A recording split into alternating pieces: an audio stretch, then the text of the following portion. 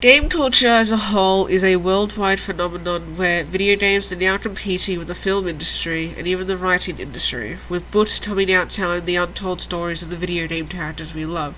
Take the Assassin's Creed and Five Nights at Freddy's franchises. Gaming culture includes events, media, cosplay, and socializing among other introverts, which brings us to Horizon Zero Dawn. In recent times, Horizon Zero Dawn has been one of the biggest selling games of 2017 for Guerrilla Games.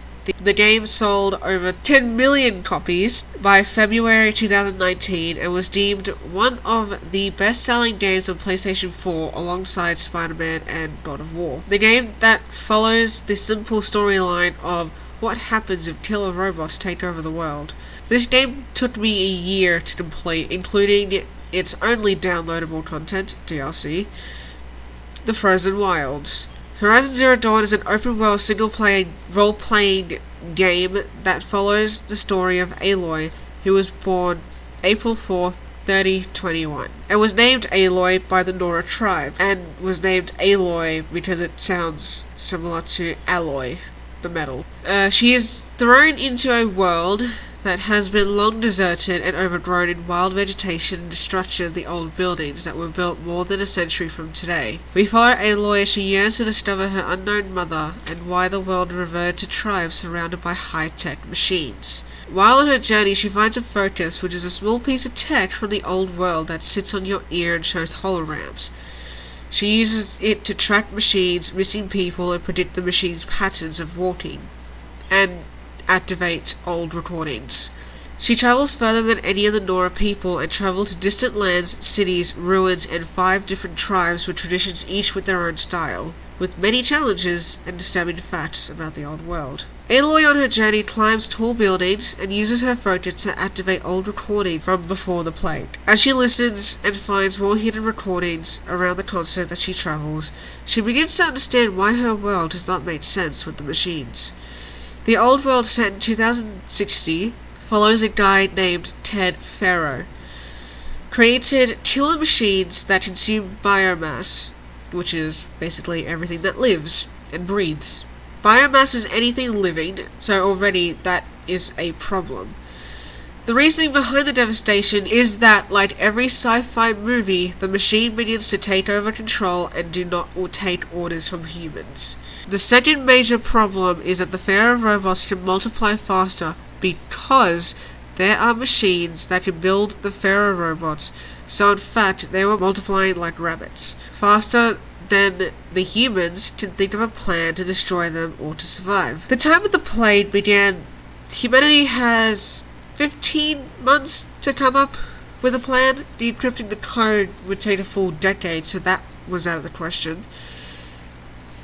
Elizabeth Sobek, a scientist and engineer and the savior of humankind, had decided to make a rather disturbing plan that consisted of the extinction of humanity and 9 tiny components in a massive, fully automated terraforming artificial intelligence, all named after Greek gods and goddesses.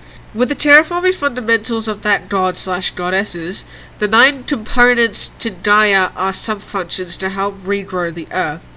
These are Aether, who is dedicated to detoxifying the Earth's ravaged atmosphere; Apollo, who is dedicated to the archive of human history and culture, which would educate humans bred in cradle facilities; Artemis, who is dedicated to the creation and reintroduction of animal life onto newly revegetated Earth; Demeter, who is dedicated to the fertilization of the Earth from cryo-preserved seed stocks, which, if you don't know what cryo means, basically they froze the seed stocks and they are still alive. Eleuthia, who is dedicated to the cloning and raising of humans from genetic stock at specially designed and prepared cradle facilities; Hades, who is dedicated to be Gaia's extensive fail-safe protocol. If Gaia were to ever fail, Hades would take control of the terraforming system and reset it if an undesirable outcome occurred. Hephaestus, who is dedicated to the designing and manufacturing of Gaia's machines inside cauldron facilities scattered around the world, which are deep underground and in mountains. Minerva, who is dedicated to the creation of large communication arrays around the world to broadcast the deactivation codes of the Pharaoh robots once Gaia eventually decoded them a decade later. Finally, Poseidon, who is dedicated to detoxifying the Earth's water and oceans. The scene I'll be analyzing is the scene when Aloy comes across a recorded broadcast of the death of the Alphas, the people who were in charge of each subfunction excluding Gaia, who were in a meeting with a holographic Ted Pharaoh. It takes a while for him to explain himself, but he explains that he killed the Apollo subfunction, causing the newly born humans to start from scratch, which is why when we begin the game, it's all tribal. They argue for a moment, some try to access the database of the Apollo subfunction hoping to revive it. Ted Pharaoh removed Apollo because the knowledge that was going to be given was I guess it's a disease.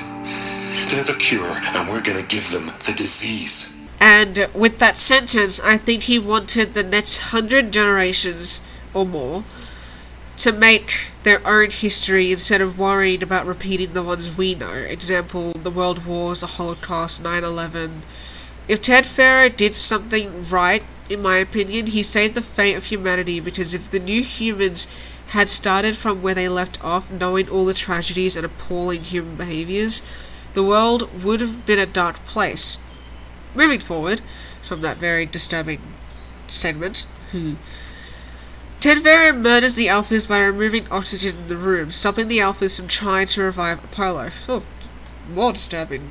If we look closer at the scene at the start, Aloy explains to us that there was no air in the room, and that it rushed in through the door she entered. That's a hint telling us how the Alphas died. When we first entered the room, you're immediately met with a sudden traumatic feeling and change in style from an adventure to a horror scene. Also, if you didn't understand what I was talking about, Ted Pharaoh basically suffocated all the Alphas. He turned off the vents that was circulating all the air.